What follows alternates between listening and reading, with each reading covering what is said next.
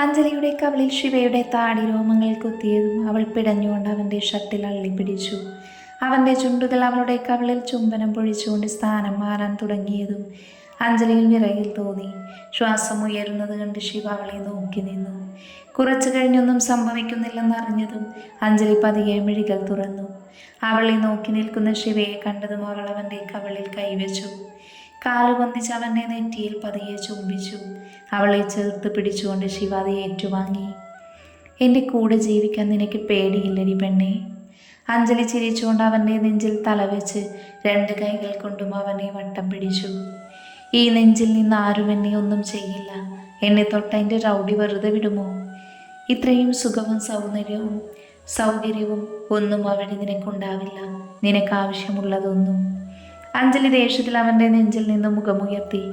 ദേ rowdy, ഇനിയും അത് തന്നെ പറയാനാണ് ഉദ്ദേശമെങ്കിൽ ഞാനുണ്ടല്ലോ. എനിക്കും ആവശ്യമുള്ളത് ഈ നെഞ്ചിലെ സ്നേഹം മാത്രമാ. അത് തരില്ലേ? ശിവ ചിരിച്ചുകൊണ്ട് അവളെ വീണ്ടും നെഞ്ചിലേക്ക് തന്നെ കിടത്തി അവളെ പൊതിഞ്ഞു പിടിച്ചു. അവൻ്റെ നെഞ്ചിലൂടെ ചൂടുള്ള സ്നേഹത്തിൽ അലിഞ്ഞ അഞ്ജലി കിടന്നുപോയി. വെറുതെയല്ല ചിരിക്കാത്തത്. ചിരി കണ്ടാളി വീണുപോകും. എന്താ? എൻ്റെ റൗഡി എന്നോട് മാത്രം ചിരിച്ചാൽ മതിയെന്ന്. ഇടയ്ക്ക് വരുന്ന ഈ ചിരി കാണാൻ നല്ല ഭംഗിയുണ്ടെന്ന്. അവളുടെ സംസാരം കേട്ട് ശിവ അവളെ കയ്യിൽ കോരിയെടുത്തു. പെട്ടെന്നായതുകൊണ്ട് അഞ്ജലി ഒന്ന് ഞെട്ടി. അവളെ നോക്കിക്കൊണ്ട് ശിവ അവളെയും കൊണ്ട് മുറിയിലേക്ക് കടന്നതും അഞ്ജലിയുടെ മനസ്സിൽ കൊള്ളിയാൻ മിന്നി. എന്തേ കാണിക്കുന്നേ? താഴെ ഇറക്കുന്നേ? അടങ്ങിക്കിടക്കടി, ഞാനൊന്നും കാണിച്ചില്ലല്ലോ. റൗഡിസം കൊണ്ട് അഞ്ജലിയുടെ അടുത്ത് വരല്ലേ. കണ്ണും കുടിച്ച് 2 പുകയും എടുത്ത് കുന്നുംപുറത്ത് ഉറങ്ങിക്കിടക്കേണ്ട എന്നെ ഇവിടെ വരെ എത്തിച്ചത് നീയാ. നിന്നെ അങ്ങനെ വെറുതെ വിടാൻ ഉദ്ദേശിച്ചിട്ടില്ല. അവളെ ബെഡിലേക്ക് കിടത്തിയതും അഞ്ജലി പുറകിലേക്ക് നീങ്ങി. ശിവ ഷർട്ടിൻ്റെ ബട്ടണിൽ തൊട്ടതും അഞ്ജലി കണ്ണും മെഴിച്ചുകൊണ്ട് അവൻ്റെ കൈകളെ പിടിച്ചു വെച്ചു. വേണ്ടാട്ടോ. അതിന് ഞാനെന്താ ചെയ്തേ? ഭയങ്കര ചൂട്, അതാ ഞാൻ ഷർട്ട് അഴിക്കാൻ നിന്നേ. അഴിക്കണ്ട, ഇവിടെ AC ഉണ്ട് മോനെ റൗഡി. അഞ്ജലി AC ഓൺ ചെയ്തു. ശിവ അവളുടെ മടിയിലേക്ക് തലവെച്ചുകൊണ്ട് കിടന്നു.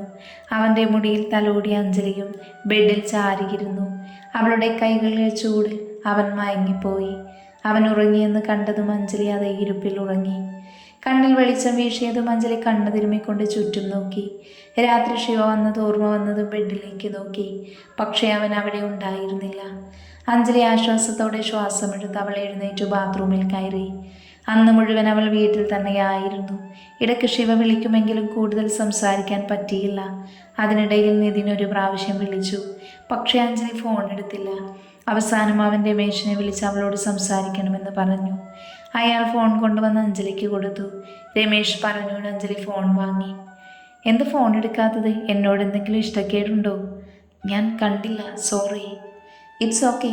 ഇപ്പം എങ്ങനെയുണ്ട്? പപ്പ പറഞ്ഞു ഓക്കെ ആയെന്ന്. ആ, നാളെ കെട്ടടിക്കാം. അടുത്ത് രമേശ് ഉള്ളത് കൊണ്ട് അവൻ്റെ ചോദ്യങ്ങൾക്ക് അഞ്ജലി ചിരിയോടെ മറുപടി നൽകി. ഫോൺ കട്ട് ചെയ്ത് അഞ്ജലി രമേശിന് കൊടുത്തു. അയാളത് വാങ്ങി അവളെ നോക്കി ചിരിച്ചുകൊണ്ട് പോയി. അവളുടെ മനസ്സിൽ ഇതിനെക്കുറിച്ചുള്ള ചിന്തകൾ കയറിക്കൂടി. ഇതുവരെ ഇല്ലാത്ത സ്നേഹം പെട്ടെന്ന് പൊട്ടിമുളച്ചതിലെന്തോ ദുരൂഹതയുണ്ടെന്ന് അവളുടെ മനസ്സ് പറഞ്ഞുകൊണ്ടേയിരുന്നു. ഗൗതമിനോട് അതിനെക്കുറിച്ച് പറയണമെന്ന് അവൾ കരുതി. അന്ന് രാത്രി ഉറങ്ങാൻ കിടക്കുമ്പോൾ തലേന്ന് ശിവ വന്നതെല്ലാം അവൾക്ക് ഓർമ്മ വന്നു. വെറുതെ ബാൽക്കണിയിൽ പോയി നിന്ന് താഴേക്ക് നോക്കി. അവൻ നിന്നിരുന്നിടം ശൂന്യമായി കണ്ടതും അഞ്ജലിക്ക് സങ്കടം തോന്നി. അവൾ അകത്തേക്ക് കയറാൻ നിൽക്കുമ്പോഴാണ് ശിവയുടെ ബൈക്കിൻ്റെ ശബ്ദം കേട്ടത്. അഞ്ജലി സന്തോഷത്തോടെ അത് ശിവയായിരിക്കണേ എന്ന് പ്രാർത്ഥിച്ചുകൊണ്ട് തിരിഞ്ഞു നോക്കി. ബൈക്ക് തിരിഞ്ഞതിരിക്കെ ബൈക്കിൽ നിന്നും ഇറങ്ങി ശിവ അവളെ നോക്കി ചിരിച്ചു. പിന്നെ ഫോണെടുത്ത് അവളെ ഒന്ന് വിളിച്ചു. ഫോൺ അടിച്ചതും അഞ്ജലി ബെഡിൽ നിന്ന് ഫോൺ എടുത്തുകൊണ്ട് വന്ന് ബാൽക്കണിയിൽ തന്നെ വന്നു നിന്നു. എന്നെ കാത്തു നിൽക്കുവാണോ? വരുമെന്ന് തോന്നി. അങ്ങോട്ട് വരട്ടെ ഞാൻ? വേണ്ട, ആരെങ്കിലും കണ്ടാ? ശിവ ബൈക്കിൽ കയറിയിരുന്നു.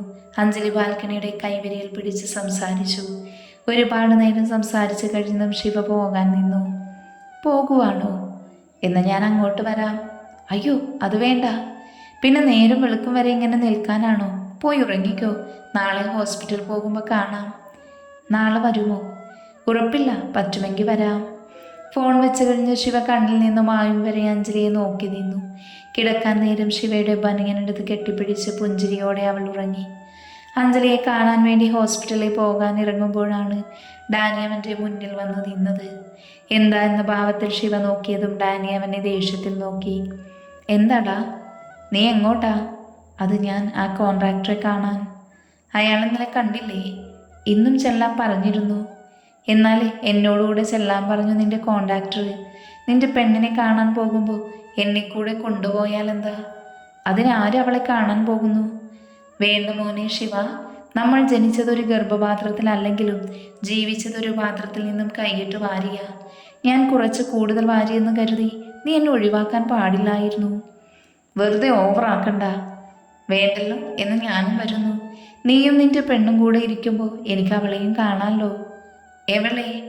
അത് പിന്നെ അന്ന് അഞ്ജലിയുടെ കൂടെ ഹോസ്പിറ്റലുണ്ടായിരുന്ന കുട്ടി. എനിക്ക് ഒറ്റ നോട്ടത്തിൽ ഇഷ്ടമായി. നിനക്ക് ആരെയും ഒറ്റ നോട്ടത്തിൽ ഇഷ്ടാവാത്തത്? ഇത് അതുപോലെയല്ലടാ, എന്തോ ഒരിത്. നിന്റെ വായിൽ ഇനി എത്ര പല്ലുണ്ട്? ശിവദേഷ്യത്തിൽ പറഞ്ഞതും ഡാനി വേഗം അവനിൽ നിന്നും മാറി നിന്നു. ശിവ ഇറങ്ങിപ്പോകുന്നത് നോക്കി ഡാനി മുഖം കോട്ടി നിന്നു. താഴെ എത്തിയതും ശിവ ഉറക്കെ വിളിച്ചു പറഞ്ഞു, ഡാ വരുന്നുണ്ടേ വാ, രണ്ടാമത്തെ വട്ടം നോക്കിയിട്ട് എന്താണെന്ന് അറിയാലോ. ശിവയുടെ വാക്കുകൾ കേട്ട് ഡാനി ചാടിത്തുള്ളി താഴേക്ക് പോയി. അവൻ്റെ ബൈക്കിന് പുറകിൽ കയറിയിരുന്നു. എനിക്ക് പണിയുണ്ടാക്കരുത്. ഏയ് ഇല്ല അളിയ, ഞാൻ അങ്ങനെ ചെയ്യുമോ? അവർ നേരെ പോയത് ബീച്ചിലേക്കായിരുന്നു. അഞ്ജലി തന്നോട് ഇഷ്ടം പറഞ്ഞ അതേ മരച്ചുവട്ടിൽ ശിവ അവളെയും കാത്തിരുന്നു. ഡാനി ഫോണിൽ നോക്കിക്കൊണ്ട് അവൻ്റെ അരികിലും ഇരുന്നു. അഞ്ജലിയെ വിളിച്ച് അവൻ വന്നത് പറഞ്ഞു. കുറച്ചു നേരം കഴിഞ്ഞതും അഞ്ജലിയുടെ കാറ് കണ്ടതും ശിവ എഴുന്നേറ്റു. ഡാനി കീർത്തിയെ കാണാൻ വേണ്ടി മുടിയെല്ലാം ശരിയാക്കി കാറിലേക്ക് തന്നെ നോക്കി. ആദ്യം ഗൗതം ഇറങ്ങി, പിന്നെ അഞ്ജലിയും. കീർത്തി ഇറങ്ങുന്നതും കാണാതെ വന്നതും ഡാനി ഗൗതമിൻ്റെ അടുത്തേക്ക് വന്നു. എവിടെ? ആര്? അല്ല, കൂടെയുള്ള ആള്. കൂടെയുള്ള ആളല്ലേ അത്? ഗൗതം അഞ്ജലിയെ ചൂണ്ടിക്കൊണ്ട് പറഞ്ഞതും ഡാനി അവനെ ദേഷ്യത്തിൽ നോക്കി. ഗൗതമും ഡാനിയും കുറച്ച് മാറി നിന്നു. അഞ്ജലി ശിവയുടെ അടുത്തെത്തിയതും അവൻ അവളുടെ കയ്യിൽ പിടിച്ചു. അഞ്ജലി അസ്വസ്ഥതയോടെ ചുറ്റും നോക്കി. അവളുടെ പെരുമാറ്റം കണ്ട് ശിവയ്ക്ക് എന്തോ സംശയം തോന്നി. എന്താ, കെട്ടടിച്ചപ്പോൾ വേദനയുണ്ടോ? അഞ്ജലിയിൽ നിന്ന് തലയാട്ടി. അഞ്ജലി അവൻ്റെ കൈപ്പിടിയിൽ നിന്നും അവളുടെ കൈകൾ മോചിപ്പിച്ചു. ശിവ അവളെ നോക്കി സൂക്ഷിച്ചൊന്നു നോക്കി. ചുണ്ടിൽ നിഗൂഢമായ ചിരിയോടെ അഞ്ജലി ശിവയുടെ മുന്നിൽ കയറി നിന്നു. ഈ നിമിഷത്തിന് വേണ്ടിയാ അഞ്ജലി കളി മുഴുവൻ കളിച്ചത്. അവനെ നോക്കി പുച്ഛിച്ചുകൊണ്ട് അഞ്ജലി പറഞ്ഞതും ശിവ ഒന്നും മനസ്സിലാവാതെ അവളെ മാത്രം നോക്കി നിന്നു. അഞ്ജലി അവനിൽ നിന്നും കുറച്ചകന്നു മാറി നിന്നു. എന്നോട് ചെയ്തതിനുള്ള പ്രതികാരം, അതായിരുന്നു എനിക്ക് തന്നോടുള്ള പ്രണയം. ഇതുപോലെ തന്നെ എൻ്റെ പുറകെ കൊണ്ടുവരിക, അതിൽ ഞാൻ വിജയിച്ചു. അവളുടെ വാക്കുകൾ കേട്ട് ശിവൻ ഞെട്ടിയില്ല. അവൻ്റെ മുഖത്ത് യാതൊരു ഭാവമാറ്റവും ഉണ്ടായില്ല. എന്ന് മാത്രമല്ല, അവനൊന്ന് അനങ്ങിയതുപോലുമില്ല. അവരെ നോക്കി നിൽക്കുന്ന ഡാനിയും ഗൗതമും അവരുടെ നിൽപ്പ് കണ്ട് അവരുടെ അടുത്തേക്ക് വന്നു. താൻ എന്താടോ കരുതിയേ? തന്നെ പോലെ ഒരു തെരുവ് ഗുണ്ടയെ ഒക്കെ പ്രേമിച്ചെൻ്റെ ലൈഫ് കളയുമെന്നോ?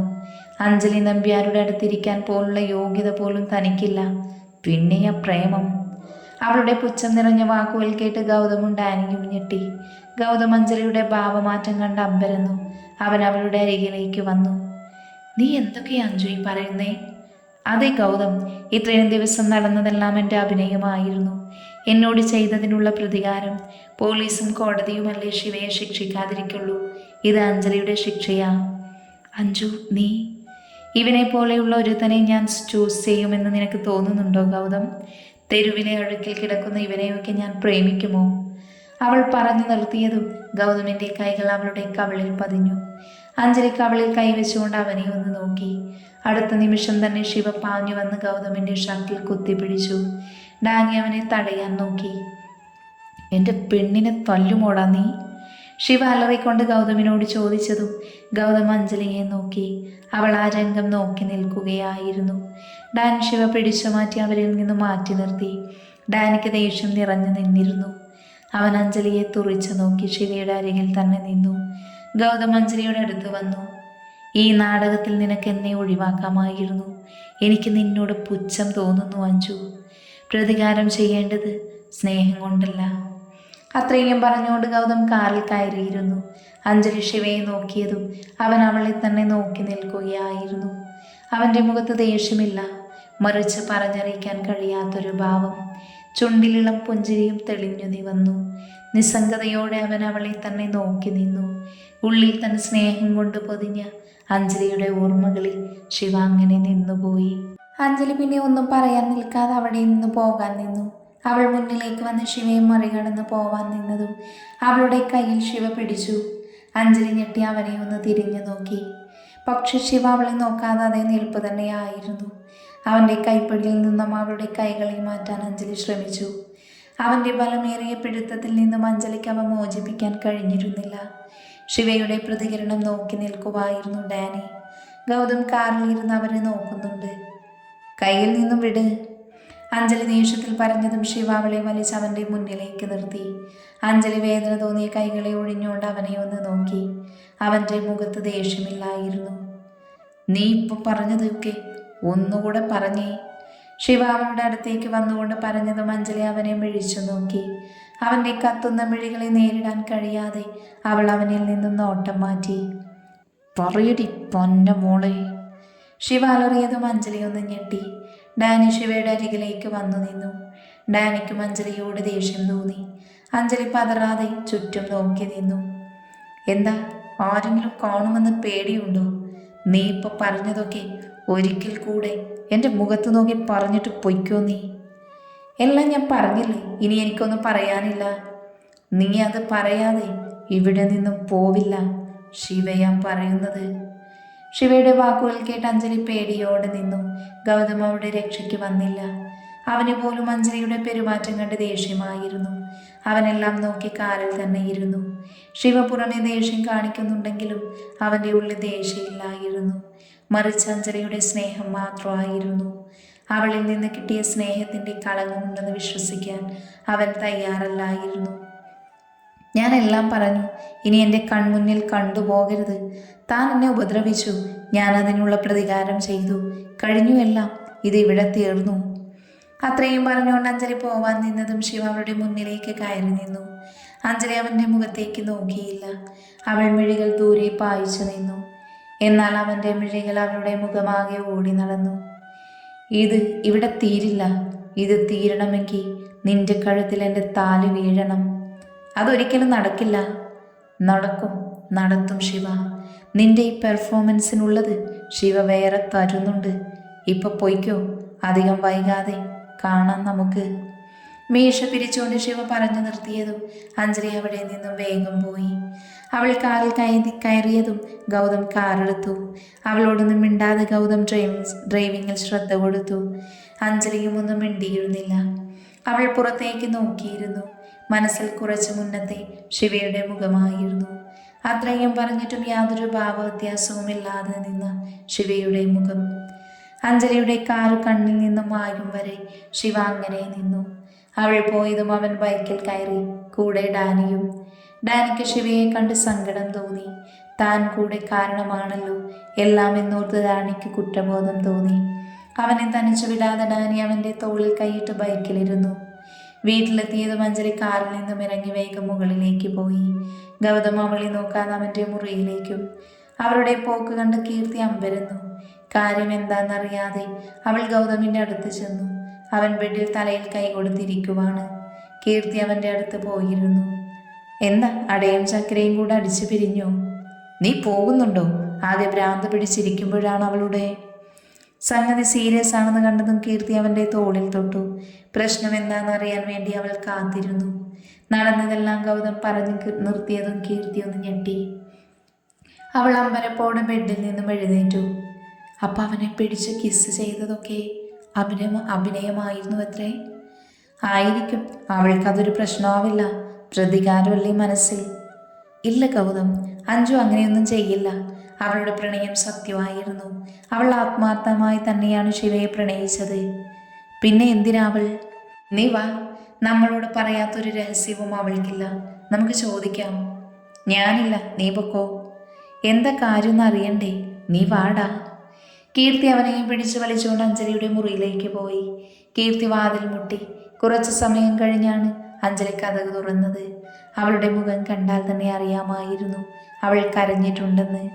കീർത്തി ഗൗതമിനെയും കൊണ്ട് അകത്തു കയറി വാതിൽ കുറ്റിയിട്ടു. അഞ്ജലി അവനെ നോക്കാതൊരു ഭാഗത്ത് നിന്നു. എന്താടി? എന്തെന്തൊക്കെ? അതേ കീർത്തി, ഗൗതം പറഞ്ഞതെല്ലാം ശരിയാ. എല്ലാം എൻ്റെ ഡ്രാമയായിരുന്നു.